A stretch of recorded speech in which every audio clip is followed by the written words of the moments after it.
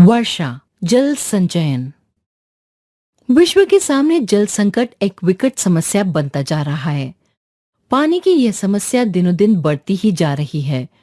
चाहे कृषि क्षेत्र हो या फिर औद्योगिक क्षेत्र, घरेलू उपयोग के लिए हो या फिर कारोबार में उपयोग के लिए, जल की आवश्यकता बनी ही रहती है।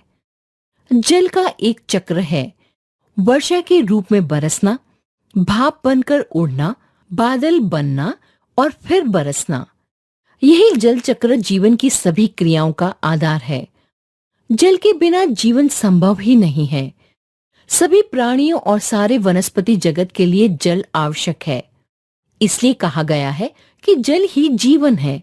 सदियों से मनुष्य की प्यास को बुझाने वाले तालाब और कुएं आज या तो सूख रहे हैं या फिर उनमें जल बहुत ही नीचे चला गया है। अनेक कारणों से नदियों का जल भी प्रदूषित हो गया है। वर्षा के रूप में मिलने वाला जल भी नियमित और निश्चित मात्रा में उपलब्ध नहीं होता। भूमिगत जल निकालने के लिए अधिक मात्रा में नलकूप लगाने से पृथ्वी का जल स्तर नीचे चला जाता है। विशेषज्ञों का मानना है कि यदि समय रहते जल की बर्बादी को न रोका गया तो सारे देश में जल संकट दिखाई देने लगेगा। मौसम के मनमोजी होने और वर्षा के अनियमित होने का प्रभाव कृषि पर ही नहीं, ऊर्जा संसाधनों और पेयजल योजनाओं पर भी पड़ता है। सारे देश में प्रतिवर्ष एक जैसी वर्षा नहीं होती। राजस्थान में 100 मिलीमीटर औसत वर्षा होती है तो मेघालय के चेरापूंजी में 1100 मिलीमीटर वर्षा होती है। विश्व का सर्वाधिक वर्षा का रिकॉर्ड मेघालय के मौसिनराम में है, जहां इससे भी अधिक वर्षा होती है। नई दिल्ली में इसी विषय पर एक राष्ट्रव्यापी सेमिनार आयोजित किया गया था, जिसका उद्घाटन करते हुए तत्कालीन प्रधानमंत्री अटल बिहारी वाजपेयी ने कहा था कि केंद्र और राज्य सरकारें इस जल समस्या से अकेले नहीं निपट सकती।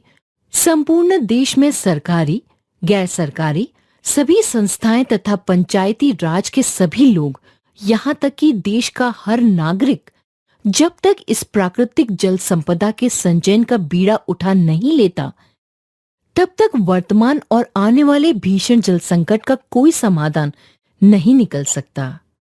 जल संकट से निपटने के लिए जल संसाधन मंत्रालय ने सभी राज्य सरकारों को वर्षा जल संचयन के लिए उचित कदम उठाने के निर्देश दिए हैं।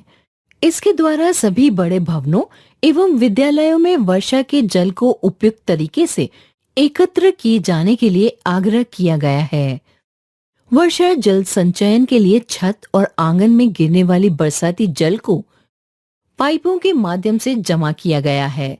इस प्रकार इकट्ठा किया गया जल पृथ्वी की सतह के नीचे जल के भंडार को बढ़ाकर इसकी समस्या का समाधान करता है। रेन वाटर हार्वेस्टिंग की परिकल्पना को साकार करने के लिए रूफ वॉशर और रेन बैरल्स की आवश्यकता है। रूफ वॉशर का काम है कि पहली वर्षा के दूषित जल को एक विशेष टंकी, जिसे सिस्टर्न कहा जाता है, में एकत्र करना। सिस्टर्न के भर जाने पर उसका मुख अपने आप बंद हो जाता है। इसके बाद वर्षा का शुद्ध जल रेन बैरल में जमा होता है। यह पानी अत्यंत ही मृदु होता है और उपयोग में लाया जा सकता है। कर्नाटक और केरल में यद्यपि वर्षा पर्याप्त मात्रा में होती है, पर फिर भी पेयजल की कमी बनी रहती है। वहाँ साड़ी से रेन वाटर हार्वेस्टिंग बहुत प्रचलित है। वहाँ लोग साड़ी खंभों या पेड़ों से बांध देते हैं। इसके नीचे बाल्टी रखकर वे पानी एकत्र करते हैं और उस पानी को उबालकर प्रयोग में लाते हैं।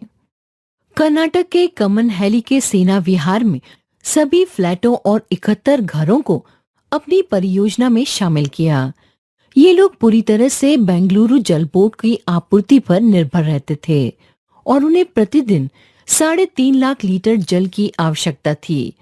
वहां के सारे कुएं और नलकूप सूख गए थे।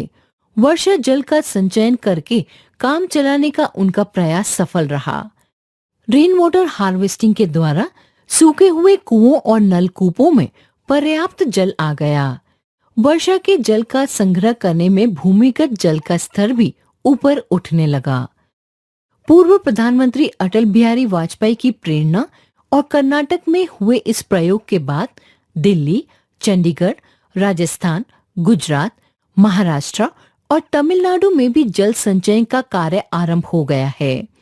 दिल्ली सरकार के पर्यावरण विभाग ने राजधानी के सभी फार्म हाउसों, कोऑपरेटिव ग्रुप हाउसिंग सोसाइटियों, होटलों, रेस्टोरेंटों और अस्पतालों को नोटिस भेजकर रेन वाटर हार्वेस्टिंग सिस्टम और सीवेज ट्रीटमेंट प्लांट एसटीपी लगाने के लिए कहा है। ऐसा करने से यहाँ प्रयोग होने वाले लाखों लीटर जल को रिसाइकिल करके उनका अन्य कामों में प्रयोग किया जा सकेगा। जल की प्रत्येक बूंद अमूल्य है। इस प्राकृतिक संपदा को अधिकाधिक बचाकर रखने के लिए हमें यथासंभव प्रयत्न करना होगा, जिससे आने वाले दिनों में जल संकट भीषण रूप न ले ले।